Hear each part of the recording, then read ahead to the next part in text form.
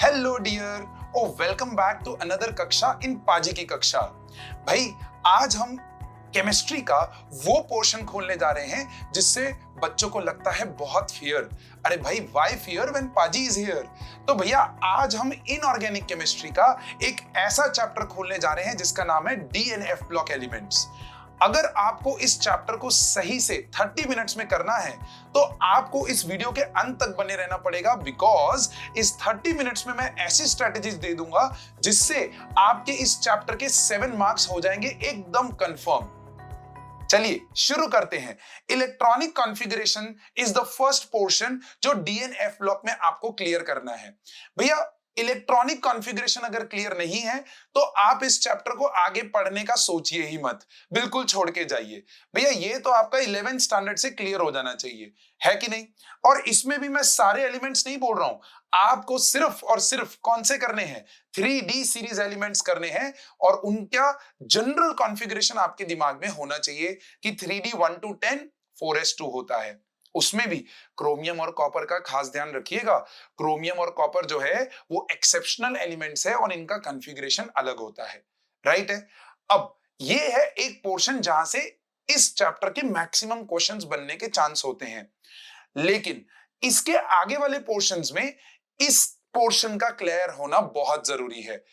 एक बार ये video pause करके आप कॉन्फ़िगरेशन सारे के सारे एलिमेंट्स का लिख दो।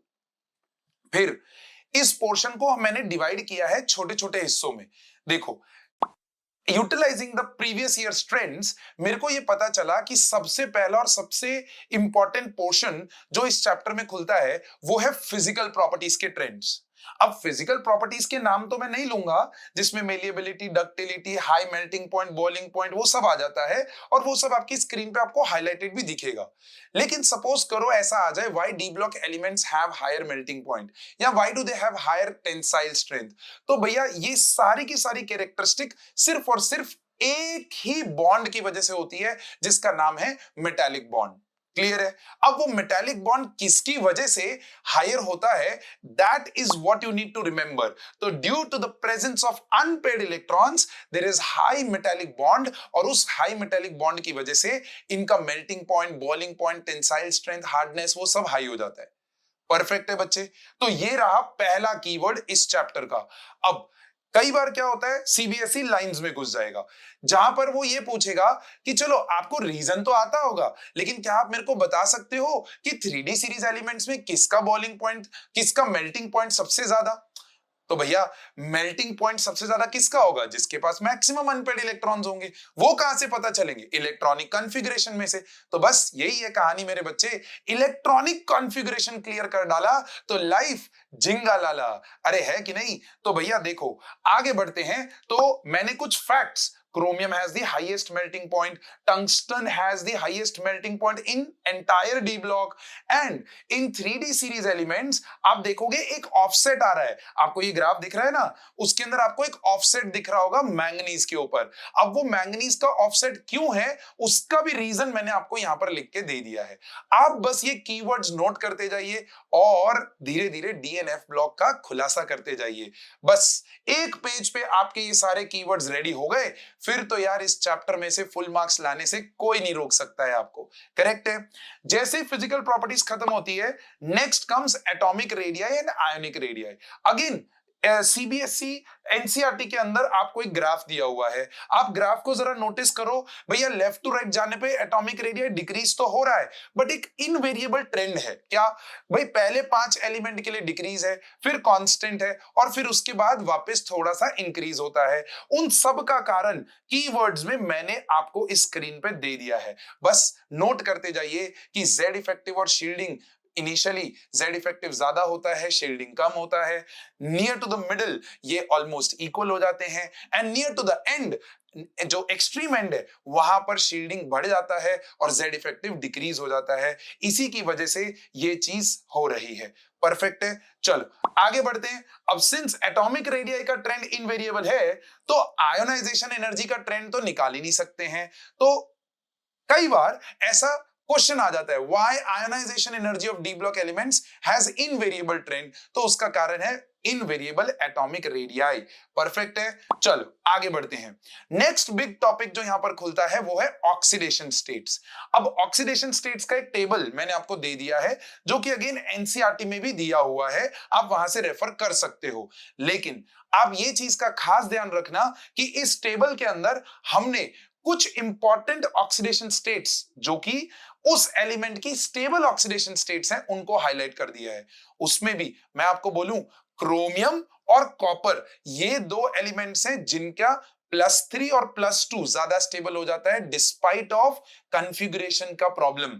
हाँ ध्यान रखना ये बहुत बहुत इंपॉर्टेंट है और वहां पर एक कीवर्ड ऐड कर लेना कि क्रोमियम में +3 T2G हाफ फील्ड की वजह से स्टेबल है और कॉपर में +2 क्यों स्टेबल है भैया? Because of the high hydration enthalpy of copper +2 which compensates for high second ionization energy of copper. बस ये दो कीवर्ड्स आपने रख लिए तो ऑक्सीडेशन स्टेट का काम जो है वो इजी हो जाएगा। इसके अलावा हमने ऑक्सीडेशन स्टेट्स के कुछ इंपॉर्टेंट पॉइंट्स, आप देखो कीवर्ड्स, बहुत बहुत बहुत इंपॉर्टेंट कीवर्ड्स हमने नोट डाउन करके रख दिए हैं। आप प्लीज उनको नोट डाउन करते जाइएगा। ईच कीवर्ड को एक्सप्लेन करने का समय इस वीडियो में नहीं है, बस मैंने आपको बोल दिया आप अगर ये 30 मिनट्स बैठ के कीवर्ड्स को नोट डाउन कर रहे हो कि ऑक्सीडेशन स्टेट का क्वेश्चन है तो ये लिखना है, अगर आपका मेल्टिंग पॉइंट बॉइलिंग पॉइंट पे क्वेश्चन है तो ये लिखना है, तो आप लोगों का ये चैप्टर 7 मार्क्स का प्रिपेयर होता चला जा रहा है। चलिए देखिए नेक्स्ट स्क्रीन पे अगर आप देखेंगे अगेन हमने इंपॉर्टेंट पॉइंट्स को हाईलाइट करके रखा है। आगे बढ़ेंगे तो अगेन हमने 3-4 पॉइंट्स हैं और उन पॉइंट्स में हाईलाइट करके रखा हुआ है। इन सारे पॉइंट्स में से इंपॉर्टेंट पॉइंट्स एक बार पीछे जाएंगे तो देखेंगे तो पहला पॉइंट जो है वो इतना इंपॉर्टेंट नहीं है, दूसरा तीसरा भी इतना इंपॉर्टेंट नहीं है। तीसरे में बस वो ये ध्यान देना कि स्कैंडियम और जिंक यही दो एलिमेंट्स हैं जो एक ही ऑक्सीडेशन स्टेट दिखाते हैं और +2 स्टेट में ये सारे एलिमेंट्स क्या हैं? आयोनिक स्टेट में होते हैं। तो ये चीज का थोड़ा सा ध्यान रखना। नेक्स्ट जो पॉइंट्स है उनमें जो 6th वाला पॉइंट है ना वो इंपॉर्टेंट है कि पी ब्लॉक एलिमेंट्स की तरह डी ब्लॉक एलिमेंट्स के अंदर आपके डाउन द ग्रुप जाने पे हैवियर ऑक्सीडेशन स्टेट जो है वो ज्यादा स्टेबल हो जाता है। उसका कारण एटॉमिक साइज बढ़ जाता है तो इसीलिए वो आसानी से इलेक्ट्रॉन लूज करके अपनी हायर ऑक्सीडेशन स्टेट में स्टेबल रह पाता है। बस इस चीज का थोड़ा सा ध्यान रखना। बाकी आई थिंक ऑक्सीडेशन स्टेट में आप बहुत ही आसानी से एकदम बढ़िया से आंसर्स कर पाओगे, राइट। नेक्स्ट बढ़ेंगे तो एक बहुत इंपॉर्टेंट टॉपिक यहां पर खुलता है स्टैंडर्ड इलेक्ट्रोड पोटेंशियल। अब स्टैंडर्ड इलेक्ट्रोड पोटेंशियल जो है ना वो हमने इलेक्ट्रोकेमिस्ट्री में भी पढ़ा हुआ है कि भैया higher the electrode potential reduction potential more is the reducing tendency, right. वो रिडक्शन करना चाहेगा मतलब more is the oxidizing power, है कि नहीं? ये हमने इलेक्ट्रोकेमिस्ट्री में भी पढ़ा हुआ है।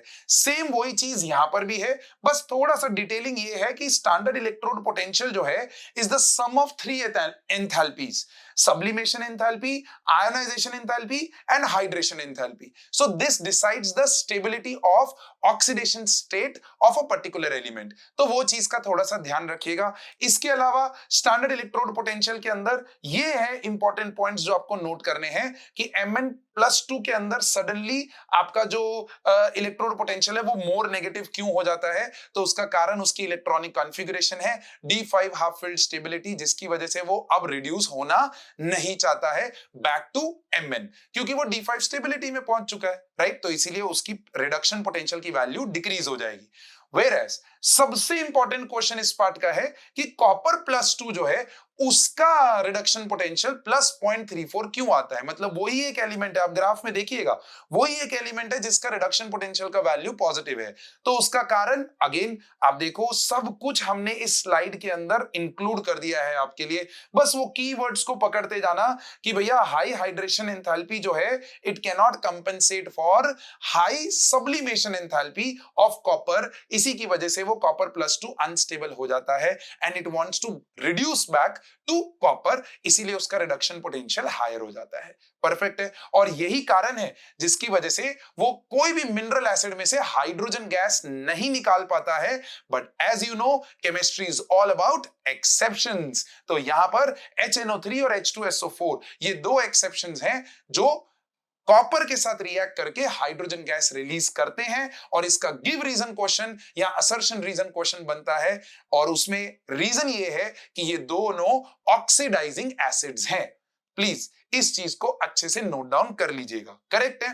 Next, general specific properties of d block की बात करते हैं तो उसके अंदर आपने आइडिया लगा लिया होगा, formation of coloured compounds, magnetic properties, catalytic properties, alloy formation, interstitial compounds, ये सारे के सारे प्रॉपर्टीज जनरल स्पेसिफिक प्रॉपर्टीज में आता है।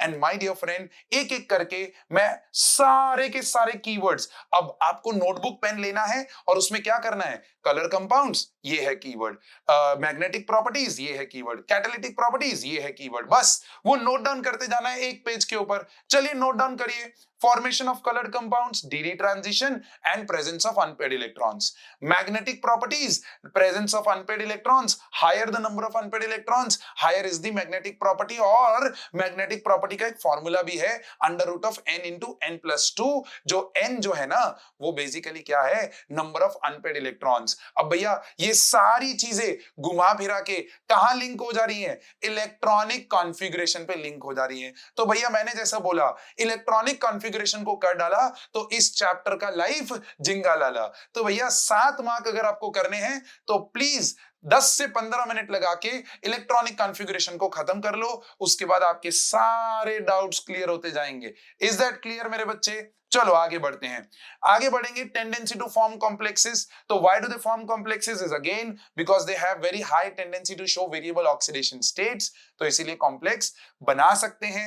एटॉमिक साइजेस काफी छोटे हैं, तो वो सारे रीजन जो है वो हमने यहां पर लिखे हुए हैं। आगे बढ़ेंगे, कैटालिटिक प्रॉपर्टीज, ये बहुत इंपॉर्टेंट है, इस पूरे स्लाइड को ना अच्छे से नोट डाउन करिएगा। कैटालिटिक प्रॉपर्टीज के जो रीजन है वो हमने देखो आपके राइट ऑफ द स्क्रीन पे रखे हुए हैं कि भैया इनका वेरिएबल ऑक्सीडेशन स्टेट होता है, tendency to show large surface area होता है। इसकी वजह से मेन 2 रीजन है जिसकी वजह से ये कैटालिटिक प्रॉपर्टीज दिखाता है।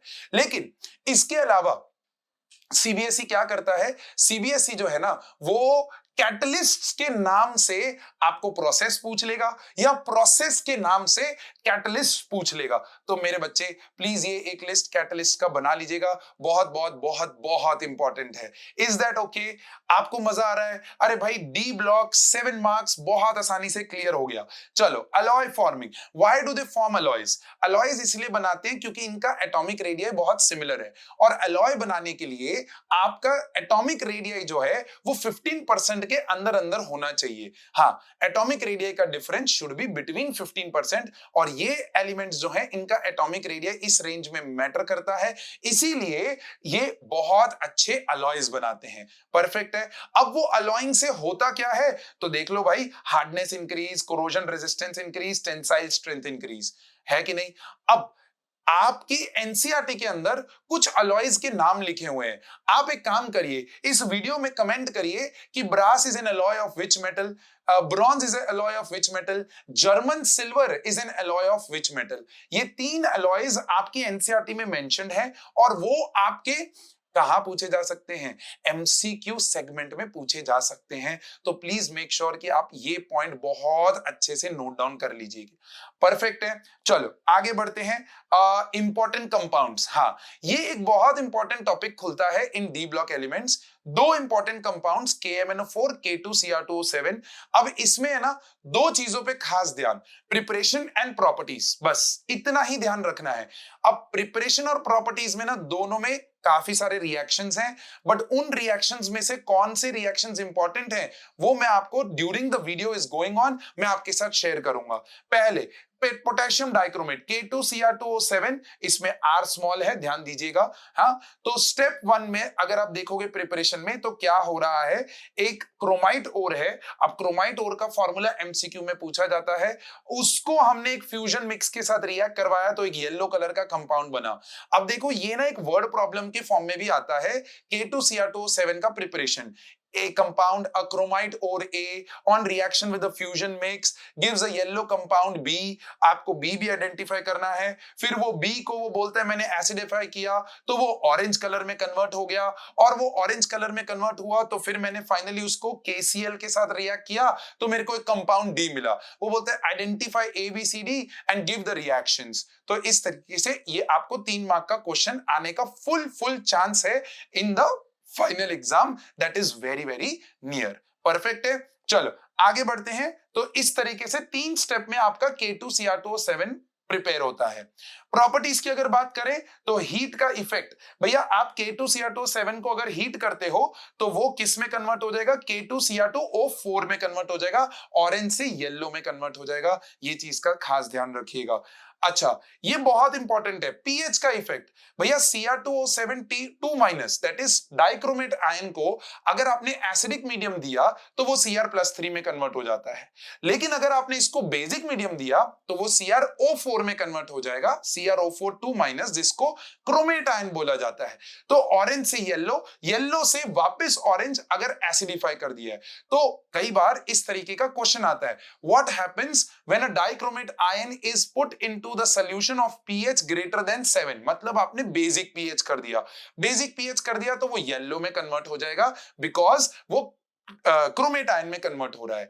फिर वो पूछता है कि what happens when it is put under the pH below 7, तो मतलब आपने एसिडिक मीडियम किया तो क्रोमेट आयन वापस किस में कन्वर्ट हो जाएगा, डाइक्रोमेट में, तो येलो से वापस सॉल्यूशन ऑरेंज हो जाएगा।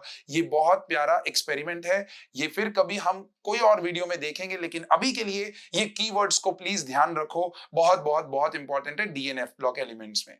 फिर आता है सबसे इंपॉर्टेंट पार्ट, ऑक्सीडाइजिंग प्रॉपर्टी। अब देखो ऑक्सीडाइजिंग प्रॉपर्टी में एनसीईआरटी में सीधा सीधा इक्वेशंस दी है। आप अगर बहुत अच्छे हैं लर्निंग में तो आप बहुत ही अच्छे से वो इक्वेशंस को लर्न कर लीजिए, बट मैंने क्या किया है, मैंने रिडक्शन हाफ और ऑक्सीडेशन हाफ अलग अलग कर दिया। अब आपको करना क्या है, अब आपको 11th स्टैंडर्ड का रिडॉक्स स्टेट याद रखना है और उसमें redox balancing through oxidation number method, वो मेथड से आप ये बैलेंसिंग बहुत आसानी से कंप्लीट कर सकते हो। कहां कितना H+ आएगा और कहां कितना H2 ऐड होगा वो हमने रिडॉक्स स्टेट के अंदर पढ़ा हुआ है।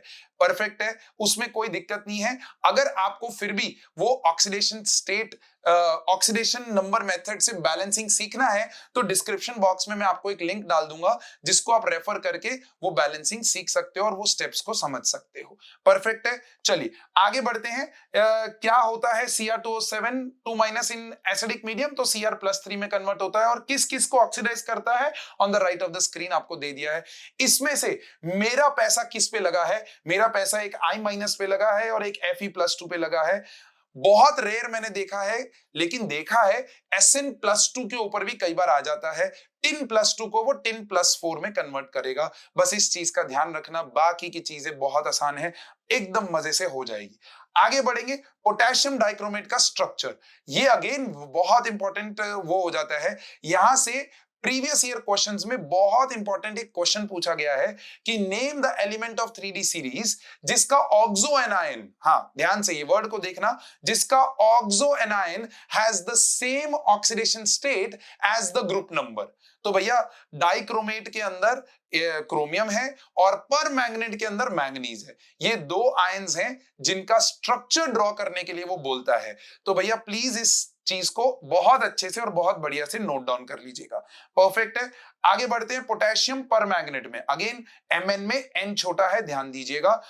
स्टेप 1 के अंदर क्या होता है, प्रिपरेशन के अंदर, इसकी प्रिपरेशन इतनी इंपॉर्टेंट नहीं है, मैं आपको बताता हूं कौन सी इक्वेशन आप बढ़िया से लर्न कर लीजिएगा। ये वाली इक्वेशन, Mn+2 जब थायोसल्फेट आयन के साथ रिएक्ट करता है तो वो क्या बनाता है, वो आपको अच्छे से और बढ़िया से याद रख लेना है। यस, ये इक्वेशंस आपको लिख के ही प्रैक्टिस करनी पड़ेगी, इनका कोई तोड़ नहीं है। मैं आपको बोल रहा हूं, जिसके ऊपर मैं आपको हैशटैग पाजी लिखने के लिए बोल रहा हूं, वो हैशटैग पाजी इक्वेशन आने का chance is greater than 95% my dear friend. 100% तो मैं बोल ही नहीं सकता हूं, मैं खुदा नहीं हूं। हाँ तो चलिए, यहां पर हम प्रिडिक्ट कर सकते हैं बट हम लीक नहीं करेंगे, तो प्लीज इस चीज का ध्यान रखिएगा।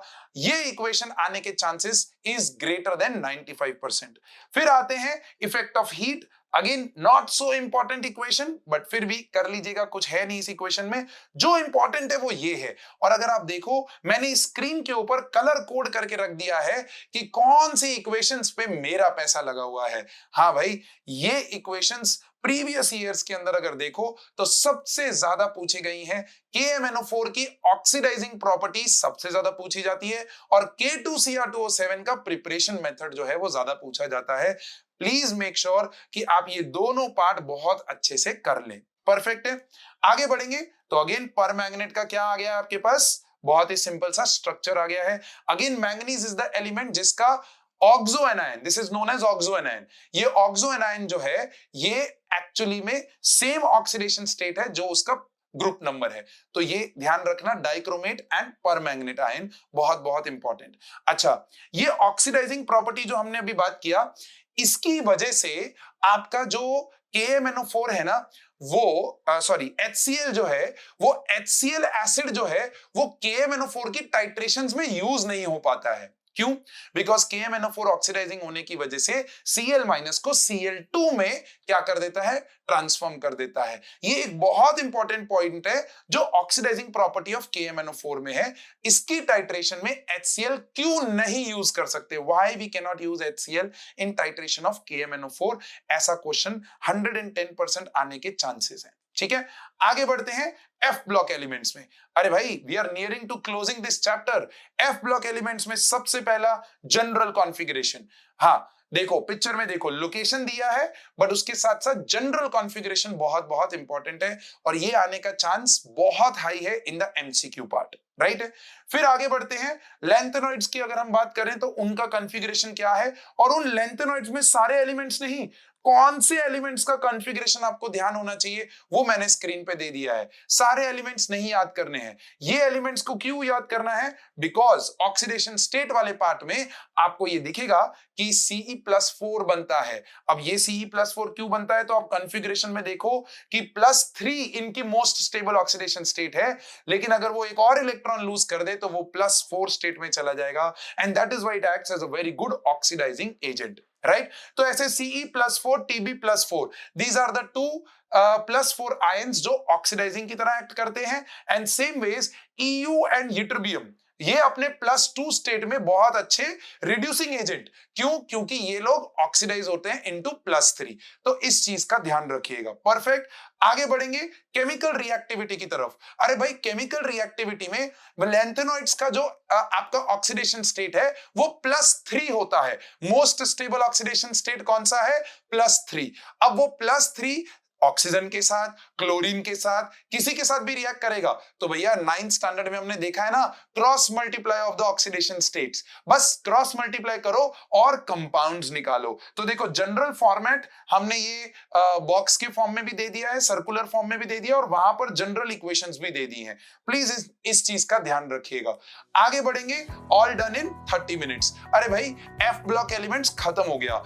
Before I finish this, please मेरे कहने पे last paragraph from the NCERT जो है uses of d block elements. हाँ भाई, उसके अंदर है ना कुछ बहुत छोटे छोटे कैटलिस्ट के नाम लिए हुए हैं, वैकर्स प्रोसेस, जिग्नर नाटा कैटलिस्ट, ये कई बार एमसीक्यू में पूछे जाते हैं। प्लीज मेरे कहने पे वो कैटलिस्ट वाले पार्ट में प्लीज उनका नाम नोट डाउन कर लीजिएगा। बाकी आप बिल्कुल आसानी से इस चैप्टर के 7 मार्क को अचीव कर सकते हो in less than 30 minutes. What do you need to know? पाजी की कक्षा का ये कीवर्ड्स नोट डाउन कर लो कि कौन से प्रॉपर्टी के लिए कौन सा कीवर्ड लगता है, and that's it, your work is done. I am of for the class today. Thank you so much. Please keep showering your love, and ये वीडियो किसी ऐसे जरूरतमंद को शेयर करिएगा जिसको इस वक्त रिक्वायर्ड है।